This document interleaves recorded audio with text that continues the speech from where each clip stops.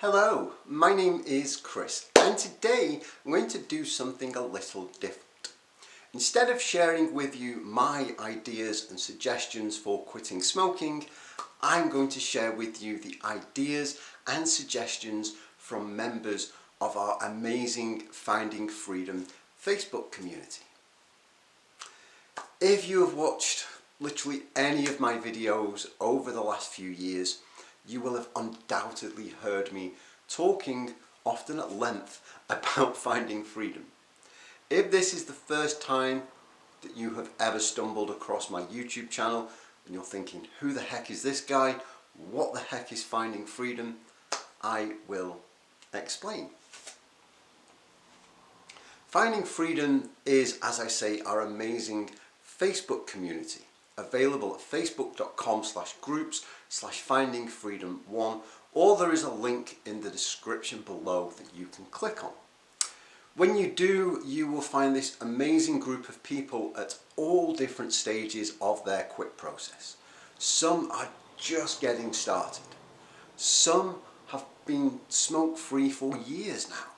Some are absolutely crushing it. Some are having a hard time but are incredibly persistent and are going to make it. And you meet people everywhere in between, coming together to support one another when things aren't going so well and to celebrate one another's successes.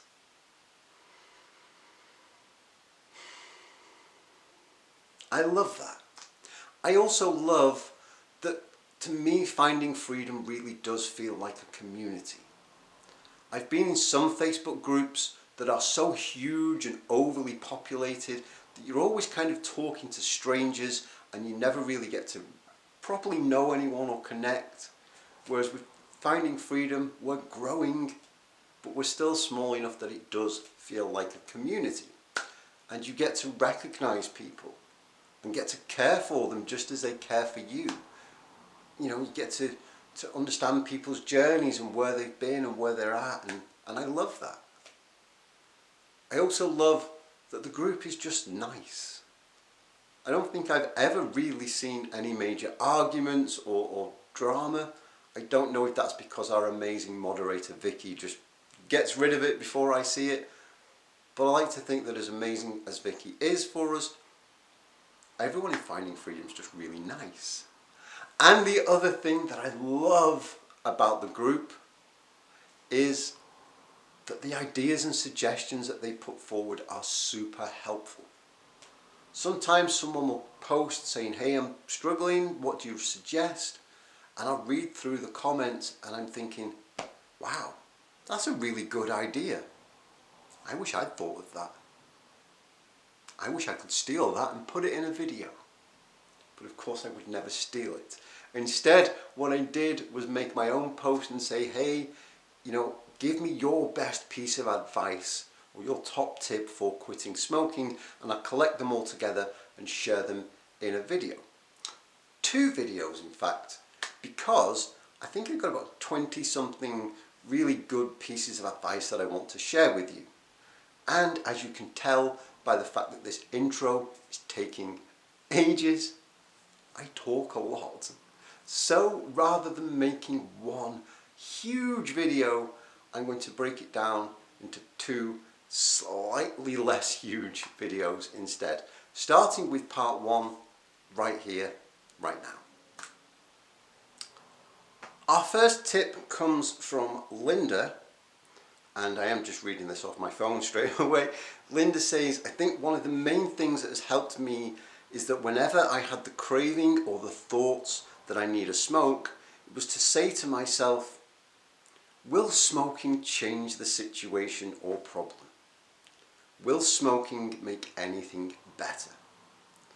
Once I'd questioned myself, of course, the answer was no. And by that point, the actual thought/crave had already gone away.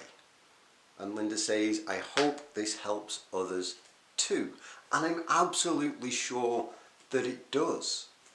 We've we definitely haven't talked. We've talked so many times on this YouTube channel, about what's that cigarette doing for you. nothing, right?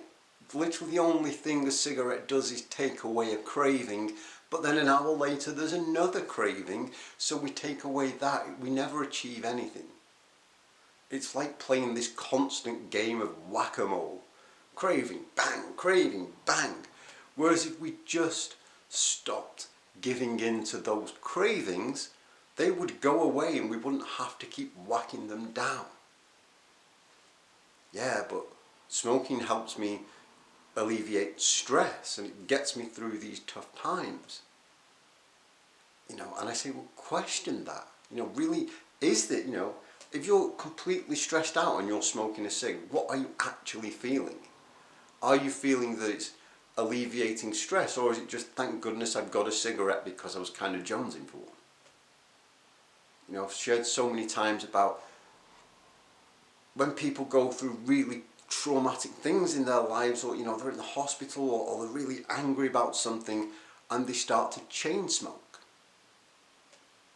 Because they're like, well, cigarettes alleviate my stress and I've never been this stressed, so I'll have a cigarette. Shit, I'm still just as stressed. Well, then I better have another cigarette because this problem must be so big that it must be a 2-cigarette job. So then they have 2 cigarettes. Well, I'm still stressed, so I might as well have a third, and constant chain smoke, and get to a point where no amount of cigarettes in the world is doing anything. And it certainly isn't changing the problem, and it certainly isn't making it go away. You nip out for a cigarette, you've still got to come back in and face whatever situation made you run for one in the first place. So thank you, Linda, for that first tip. It is absolutely fundamental to get into the habit of, you know, thinking, what is this cigarette doing for me? Absolutely nothing. Up next, Loren says, one of the best things for me was spa/zen music and sounds in headphones to deal with anxiety. Anxiety that would come up as common times for smoking would approach, such as 10 minutes before a scheduled coffee break at work, when, she says, my chest would tighten and I knew that I had 15 minutes of watching others smoke that was just about to come up. She says the music would settle me until after the break and I would continue the workday. I love that. There are 2 things that I kind of want to comment on this. And by the way, I have done no preparation for this, so I'm just kind of reacting to these comments as stuff comes to mind. But first of all, there's the music aspect itself, and I think, you know, Loren calls it Zen/spa music. I tend to call it meditation music, but we're both talking about the same thing.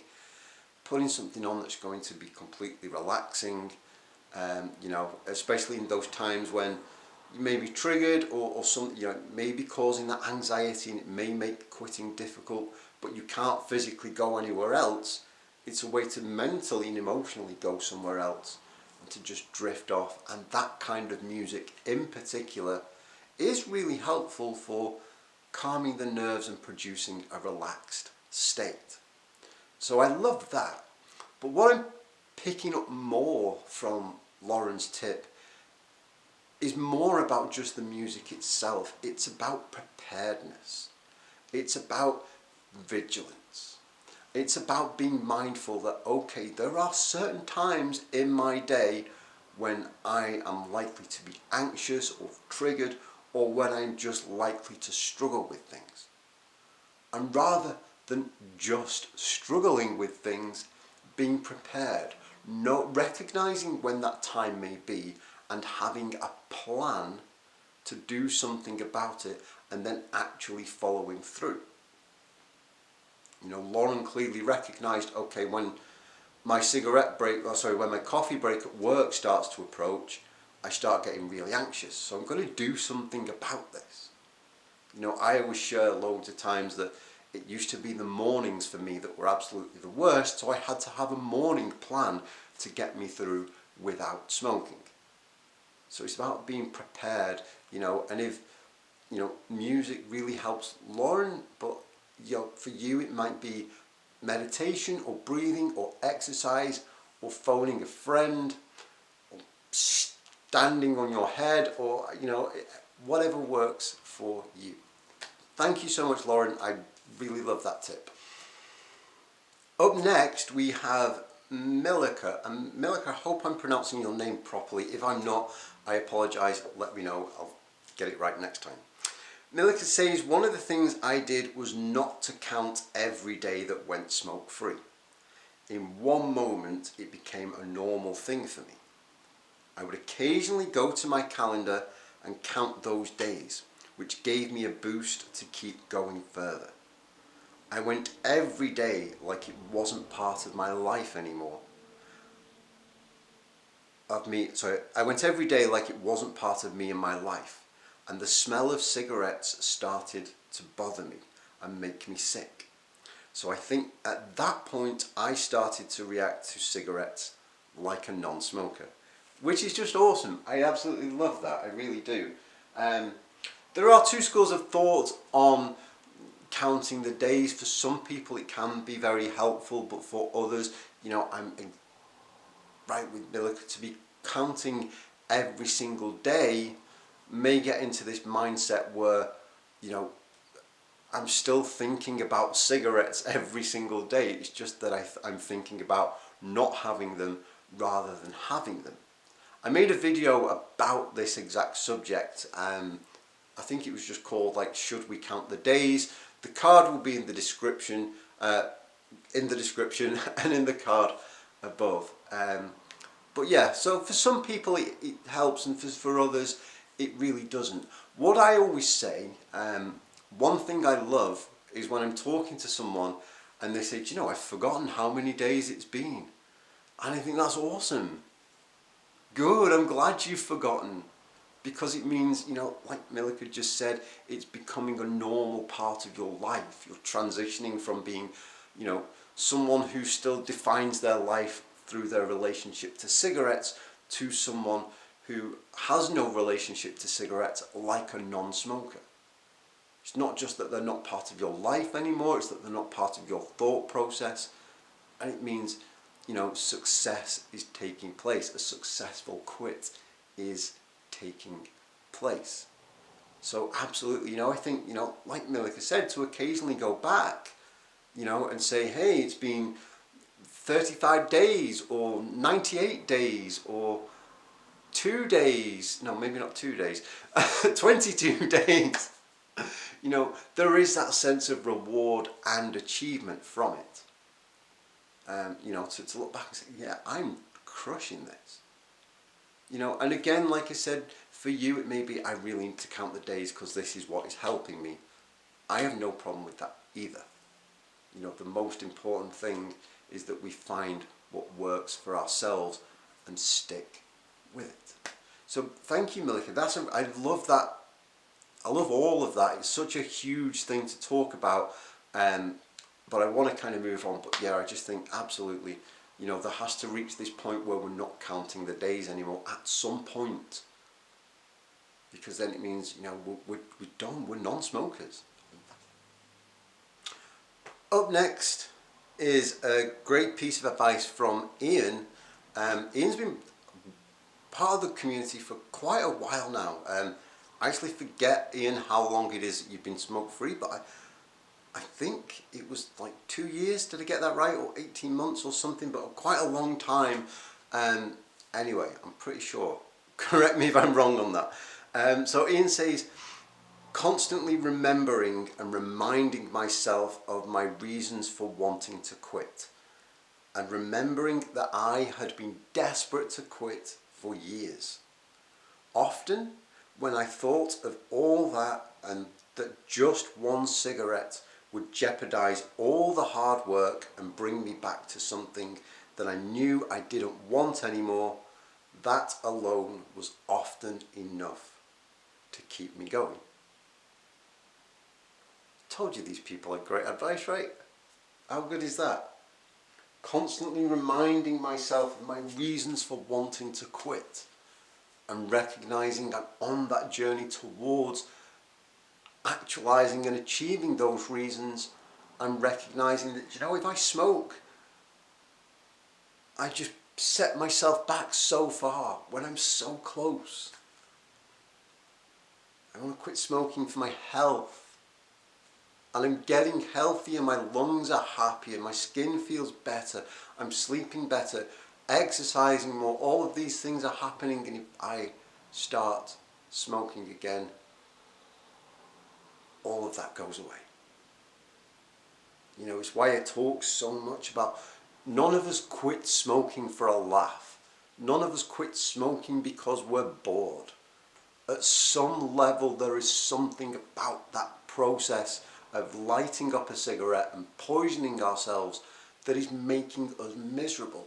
And we become sick and tired of being sick and tired, and eventually decide enough is enough. It's good to keep that in mind. If I smoke, I go right back to throwing up in my kitchen like I did that time of my last smoke. But if I stay the course and I have really good reasons for quitting smoking, and if I can visualize those reasons and really think about what it's going to be like for me as a non-smoker, that is going to be so motivating. That is going to keep me going, perhaps when nothing else will.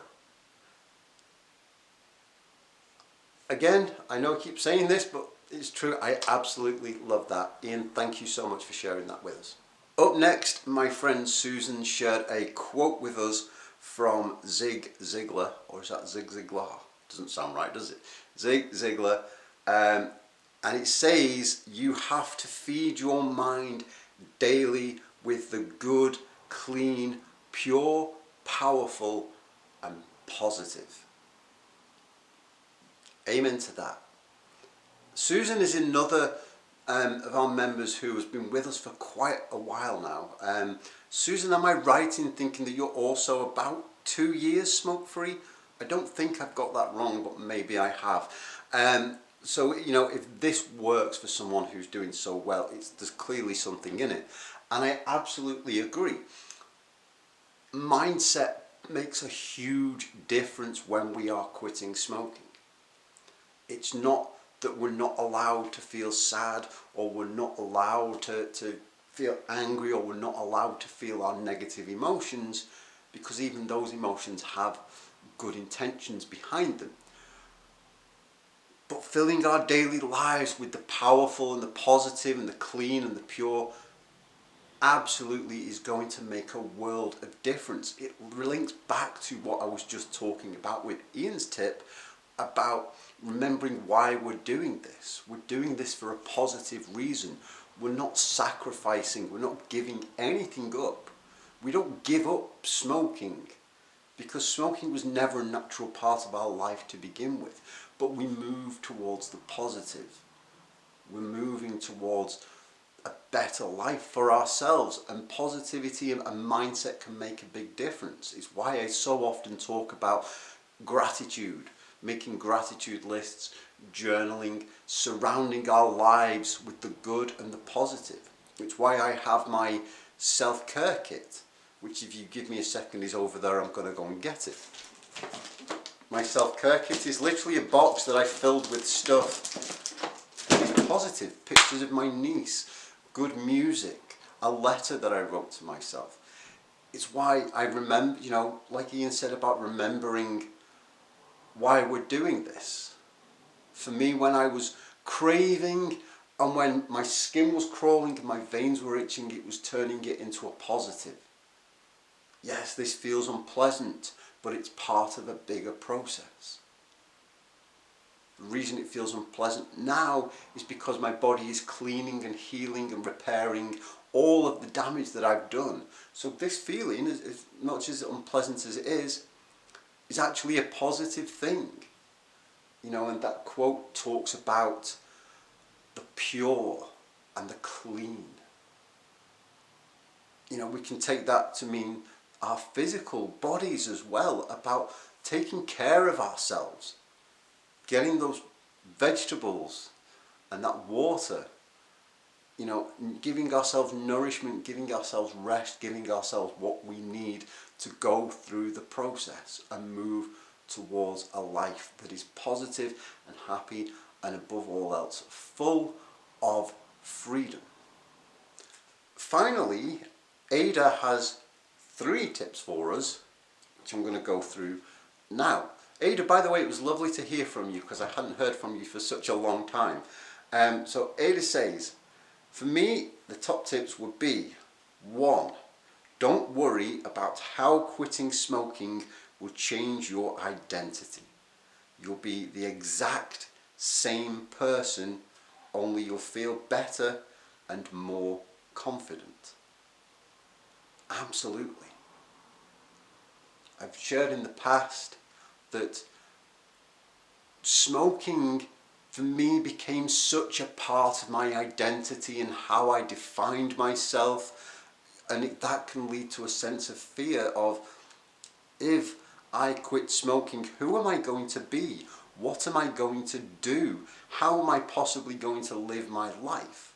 I'll become boring. I'll not go outside and talk to friends. This will happen, that will happen, and I'll somehow be a different person.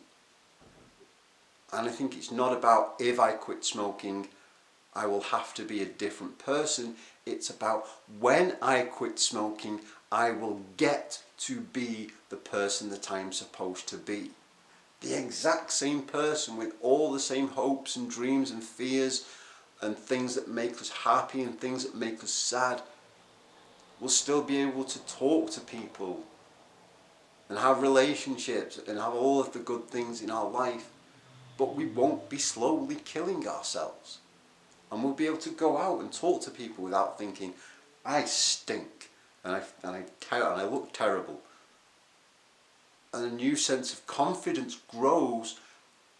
It grows because we know what we've done. We have quit smoking, and at times it was tough, and at times it dragged us to our knees, but we got through it and not just survived but thrived. And if we can do that, we can go out into the world knowing that we can do anything. Let's read Ada's second point. If you're not sure about some people being 100% supportive of you, keep your attempt low key. It's hard enough. You don't need any extra negativity in your life. Ada, I'm loving this. Absolutely, absolutely, absolutely. It is always wonderful to have people who are on your side, who are rooting for you, and who you can turn to when things aren't going well. But for a myriad of reasons, some people are not able to provide the kind of support that we need. It doesn't mean that they're bad people. It doesn't even necessarily mean that we have to cut them out of our lives. It just means this person is not in a place in their life that they're able to provide the support we need. The way people treat one another says more about them than it does about them. Let me rephrase that. The way you treat someone says more about you than it does about the other person. So if someone isn't being supportive, they're being negative, they're really trying to compromise your quit, it's not about you, it's about what's going on for that person. But if we keep running into this person and saying, please support me, and they're not able to, then it is going to negatively impact our quit. So absolutely, as Ada says, it may be a good idea to keep it low key. Just get it done, knowing, and this is again why I love finding freedom, knowing that in the absence of other support, there is this community here on the Facebook group that will support you. That but I've never met anyone in Finding Freedom in all the years that the group has been there that has put anybody else down for their quit or for struggling or anything like that. So there is that support there in one way. Finally, Ada says, brace yourself for a year of transition, weird moods, possible weight gain, feeling like you're missing something. And this is the key point. Ada says, it is absolutely worth it afterwards. Absolutely. My first year after my quit was so strange, and so many things happened, you know, and it is a transition process. It's not that we wake up one night and suddenly go, hurrah, I've done, I'm now a non-smoker. It's a slow-ish, gradual process as we grow and develop and again become the people that we are supposed to be. And all kinds of things can happen. And it doesn't mean that we've done anything wrong or we didn't quit properly or something happened. It means we're growing and evolving and changing. You know, and yes, weight might be an issue, but we can tackle that. If we can quit smoking, we can certainly knock off a few pounds. If there are moods, we can get through them. We can get through pretty much anything. Thank you so much for watching today, and especially thank you to Linda and Loren and Milica and Ian and Susan and Ada. In the next part of this video, in part 2, you'll hear from Helga and Laura and Mandy and Vaughn and Brad and Anne-Marie and Shakima and Bill, and I think, oh, I was going to say I think Anne-Marie, but Anne-Marie's there, and Bill, and I think somebody else. If I forgot your name, I'm terribly sorry. That will be in part 2 that I'll post next week. Thank you to everyone who left the tips today. Thank you so much for watching. If you would like to hear more of my personal ideas and suggestions on quitting smoking, there are of course a couple of ways that you can do that. The first is, if you haven't already subscribed to this YouTube channel, then that's a really good idea to make sure you get all of my videos in the future.